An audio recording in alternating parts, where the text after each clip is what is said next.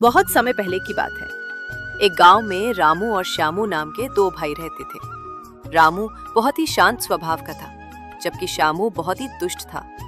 रामू अपने भैया और भाभी के साथ रहता था और अपने भाई के सारे कामों में मदद करता था। सुन रे नालायक, मैं तुझे रोज बैठाकर नहीं खिला पाऊंगी। पता नहीं कहाँ से मेरे सर पड़ गया।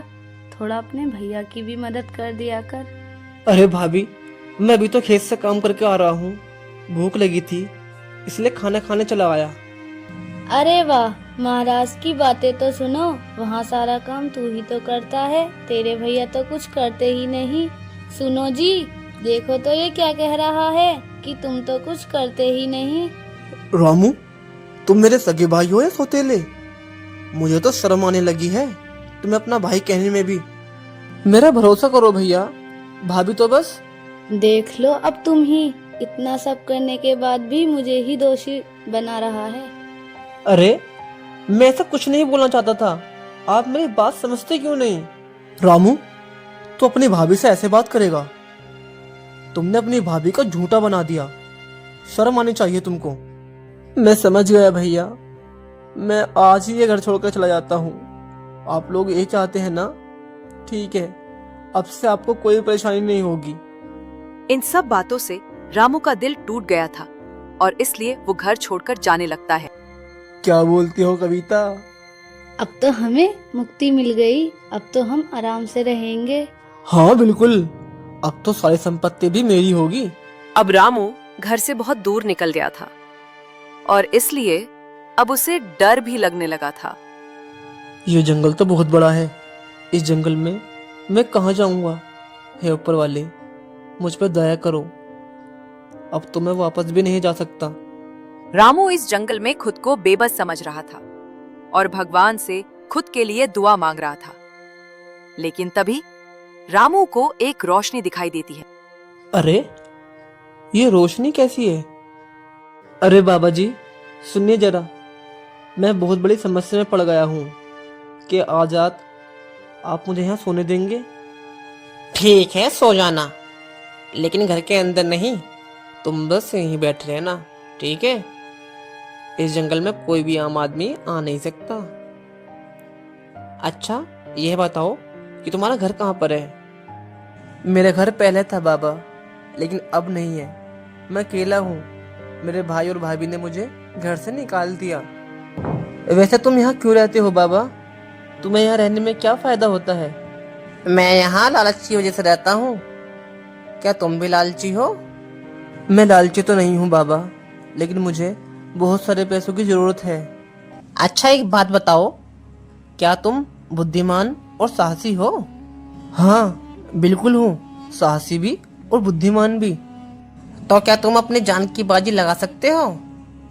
सोच लो, अगर सफल हो गए तो तुम्हें अपनी बाकी की जिंदगी में किसी भी चीज की चिंता नहीं करनी पड़ेगी। अब ऐसा करो, तुम सो जाओ, हम कल सुबह निकलते हैं। लेकिन हम कहाँ जा रहे हैं बाबा? पहाड़ के उस तरफ एक बुढ़िया डायन रहती है। उसके पास जादुई फसल के बीज हैं। अगर एक बार वो मुझे मिल गए तो मेरा जीवन सफल हो जाएगा। तो क्या आज से पहले आपने कभी इसका प्रयास किया है? किसने बोला कि प्रयास नहीं किया? मैं तो पिछले 17 साल से प्रयास कर रहा हूँ। मेरे बाल ऐसे ही सफेद नहीं हुए। कई बार तो मेरे प्राण जाने से बचे हैं। लेकिन जब तक मैं उस डायन को हरा नहीं लेता, तब तक मानूंगा नहीं। यह मेरी आखिरी इच्छा है। लेकिन बाबा, आप एक डायन को हराने के लिए इतनी जिद क्यों कर रहे हो? क्योंकि वो बीज डायन के नहीं बल्कि मेरे हैं। उसने धोखे से मेरे बीज लिए हैं। इसलिए जब तक मैं उससे अपने बीज वापस नहीं ले लेता, मैं आसानी से बैठने वाला नहीं हूँ। अगर उसने आपके बीजों को धोखे से लिया है तो हम भी इसके साथ धोखा करेंगे, उसके बीजों को चुरा लेंगे। लेकिन हम कैसे चुराएंगे? क्या तुम्हारे पास कोई उपाय है? बाबा, आपको तो पता होगा डायन के बारे में, कि जैसे उसे क्या पसंद है या उसकी कोई कमी आप जानते हो? हाँ, मैं जानता हूँ। अगर उस डायन की तुम तारीफ करोगे तो वह बहुत खुश हो जाती है और उस समय पर उससे कुछ भी काम आसानी से कराया जा सकता है। अच्छा, तो ठीक है, आप परेशान ना हो बाबा, मैं कुछ उपाय निकालता हूँ। रामू और बूढ़ा आदमी दोनों जंगल में डायन की ओर निकल जाते हैं और थोड़ी ही देर में उस डायन के घर के पास पहुंच जाते हैं और उसके घर के पास खड़े होकर आवाज लगाते हैं। अरे, इस घर में कोई है क्या? कौन है? कौन है? और यहाँ क्या कर रहा है तू? हे परम सुंदरी, आप कौन हो? क्या मुझे यहाँ पानी मिल सकता है? ये सुनकर डायन खुश हो जाती है और तभी रामू फिर बोलता है। आपको देखकर तो स्वर्ग में इंद्र की अप्सरा भी शर्मा जाए। आप तो इतनी सुंदर हो। क्या आप सच में इतनी सुंदर हो या फिर मेकअप किया है आपने? नहीं नहीं, ये तो मेरी नेचुरल ब्यूटी है। मैं तो मेकअप कभी करती भी नहीं। आप बिना मेकअप कितनी सुंदर लग रही हैं कि आपको विश्व सुंदरी का खिताब दे दिया जाए। अच्छा सुनिए, पानी के साथ कुछ खाने का भी मिलेगा क्या? ये सुनकर डायन खुशी से झूमने लगती है और बोलती है। हाँ हाँ, क्यों नहीं, मैं अभी आपके लिए खाना बना कर लाती हूँ। जैसे ही डायन अंदर जाती है खाना बनाने के लिए, वैसे ही रामू उसके बीज लेकर भाग जाता है। ये क्या, मेरे बीज? तो ये सब उन दोनों की चाल थी। अब डायन के बीज रामू और उस बूढ़े आदमी के पास थे। दरअसल ये कोई आम बीज नहीं थे, बल्कि इनकी कीमत करोड़ों रुपए में थी, जिसे बेचकर रामू और बूढ़ा आदमी आधे आधे पैसे बांट लेते हैं। अब रामू बहुत अमीर आदमी बन गया था। अब उसके पास एक बड़ा घर भी था और जब ये बात श्यामू को पता चलती है तो वो हड़बड़ा जाता है।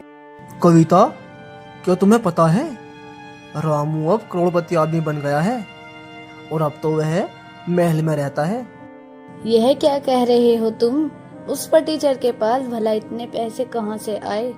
यह तो मुझे नहीं पता, लेकिन तुम मेरी बात का यकीन करो, वो सच में करोड़पति बन चुका है।